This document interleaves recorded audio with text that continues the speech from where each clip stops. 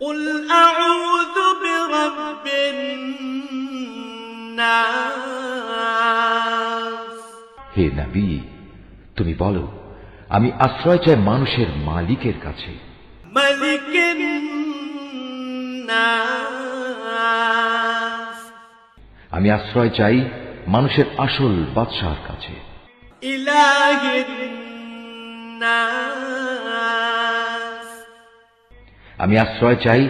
মানুষের একমাত্র মাবুদের কাছে, من شر الوسواس الخناس আমি আশ্রয় চাই কুমন্ত্রণা দানকারীর অনিষ্ট থেকে, যে প্ররোচনা দিয়েই গা ঢাকা দেয়, الذي يوسوس في صدور الناس